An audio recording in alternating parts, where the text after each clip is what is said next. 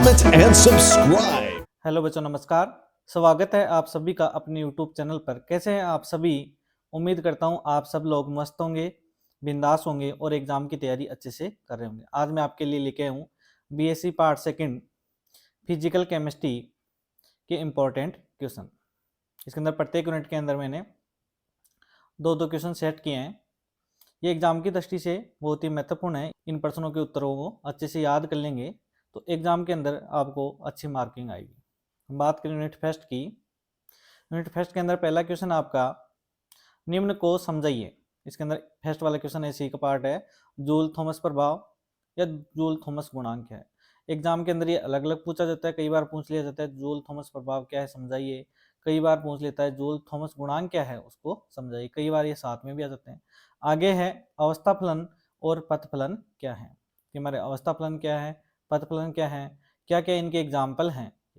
आगे तीसरा है आपका सीपी और सीवी में क्या संबंध है स्थापित करना है। आपको पता है सीपी माइनस सीवी बराबर आर है आपका, वो संबंध क्या है आपको उसको मेयर का संबंध भी बोलते हैं, आपको स्थापित करना है। कई बार अलग से पूछ लेता है कि सीपी क्या है, सीवी क्या है, इनको अलग अलग भी पूछ लेता है। आगे चौथा क्वेश्चन है इसके अंदर है विस्तरण गुण और गहन गुण क्या है, इनको समझाना है। फर्स्ट क्वेश्चन का सेकंड पार्ट है इसका कि उदासीनीकरण ऊष्मा क्या है, इसका क्या तात्पर्य उदासीनीकरण ऊष्मा से, इसे किस प्रकार ज्ञात किया जा सकता है समझाइए। आगे है इसी का सेकंड क्वेश्चन, अभिक्रिया ऊष्मा से आप क्या समझते हैं, अभिक्रिया ऊष्मा पर ताप के प्रभाव की विवेचना कीजिए। बात करें हम सेकंड यूनिट की। सेकंड यूनिट के अंदर फर्स्ट क्वेश्चन आपका निम्न पर टिप्पणी लिखे। आपका है कार्नो प्रमेय को समझाइए और इसकी दक्षता कैसे निकालते हैं पूरा कैलकुलेशन करना। आगे इसके अंदर साम्य स्थिरांक तथा मुक्त ऊर्जा में क्या संबंध है। हमारी मुक्त ऊर्जा है और साम्य स्थिरांक है, उसके अंदर संबंध क्या है। मुक्त ऊर्जा को डेल्टा जी नॉट बोलते हैं हम, और साम्य स्थिरांक क्या है, इनके अंदर संबंध क्या है उसको आपको बताना है। थर्ड आपका लीसिथलीय सिद्धांत क्या है उसको आपको समझाना। आगे है फोर्थ है आदर्श गैस के लिए एंट्रोपी परिवर्तन का व्यंजन आपको व्युत्पन्न करना है। किस प्रकार से हम एंट्रोपी ज्ञात करते हैं, क्या समीकरण रहती है, समझाना है। फर्स्ट क्वेश्चन का बी है गिब्स की या गिब्स मुक्त ऊर्जा से क्या समझते हैं, या आगे है गिब्स हेल्महोल्ट्ज समीकरण को व्युत्पन्न करना है। कैसे करेंगे आपको समझाना है पूरा समीकरण, कैसे इसको एक्सप्लेन करते हैं। आगे इसका सेकंड वाला है निम्न को समझाइए। इसके अंदर उष्मा गतिकी का तृतीय नियम समीकरण सहित बताना है। आगे इसके अंदर उष्मा गतिकी का द्वितीय नियम, आगे इसके अंदर नेक्स्ट उष्मा प्रमेय क्या है आपको समझाना है। बात करें यूनिट थर्ड की। थर्ड के अंदर फर्स्ट क्वेश्चन आपका प्रावस्था नियम क्या है। इसे प्रयुक्त पदों को, इसके अंदर जो प्रयुक्त पद होते हैं उसको उदाहरण सहित समझाने हैं। इसके अंदर एक तो घटक है, एक है स्वतंत्रता की कोटि है, आपका यूटेटिक बिंदु क्या है, एक मिश्र स्थायी साम्य क्या है, समझाना आपको।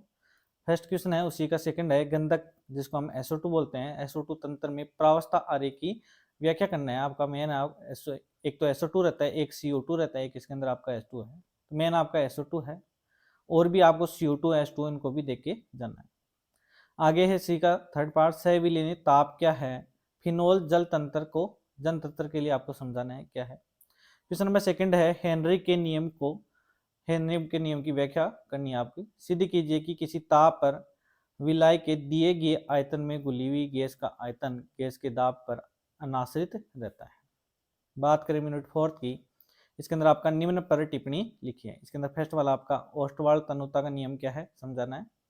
सेकंड है चालकता मूलक अनुमापन क्या है समझाना आपको। आगे है अभिगमनांक पद क्या है, आगे आरण्य सिद्धांत क्या है, प्रबल और दुर्बल विद्युत अपघटन क्या है, असम्मित और शीतलन प्रभाव क्या है।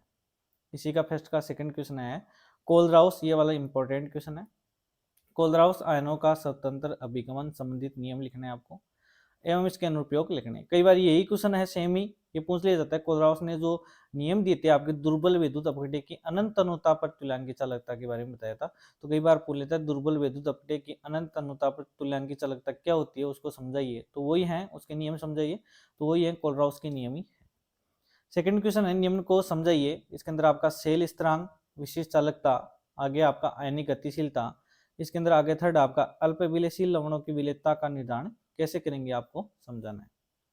आगे यूनिट 5 पे निम्न पर टिप्पणी लिखिए। इसके अंदर फर्स्ट आपका गैल्वेनो सेल क्या है, गैल्वेनो इलेक्ट्रोड क्या है, विद्युत रासायनिक श्रेणी के अनुप्रयोग लिखने हैं आपको। मानक हाइड्रोजन इलेक्ट्रोड क्या है, रेडॉक्स इलेक्ट्रोड क्या है, इनको समझाना है, टिप्पणी लिखनी है। आगे निम्न को समझाइए। निर्णायक समीकरण क्या है? 298 केल्विन गैल्वेनिक सेल आपका, उसके लिए ईएमएफ ज्ञात करना है। या आपको यहाँ पे कोई भी सेल दे देगा एग्जाम्पल में, एग्जाम के अंदर कोई सेल दे देगा विशिष्ट, वहाँ उसी की पूछ सकता है आपको। आगे आपका H2O2 तंत्र क्या है, H2O2 ईंधन सेल क्या है, सीसा संचायक सेल क्या है, इसकी विक्रियाएं हैं, कैसे चार्जिंग होता है, कैसे डिस्चार्जिंग होता है, आपको बताना है। आगे इसके अंदर द्रव्य विभव क्या है, द्रव्य संधि विभव के समीकरण को व्युत्पन्न करना है। आगे आपका अति विभव क्या है और वोल्टेज क्या है, आपको समझाना है। अंतिम क्वेश्चन है इसका, सांद्रता सेल क्या है, इलेक्ट्रॉन सांद्रता सेल और विद्युत अपघट्य सांद्रता सेल को कैसे विभेदित करते हैं, कैसे विभेदित कर सकते हैं, उनको समझाना है। मैं आशा करता हूँ इन क्वेश्चनों को आप अच्छे से पढ़ेंगे और एग्जाम के अंदर अच्छे से मार्क प्राप्त करेंगे। जो भी क्वेश्चन है इनको एक बार ढंग से पढ़ना, उनके साथ साथ अन्य क्वेश्चन है उनकी भी तैयारी करना। धन्यवाद।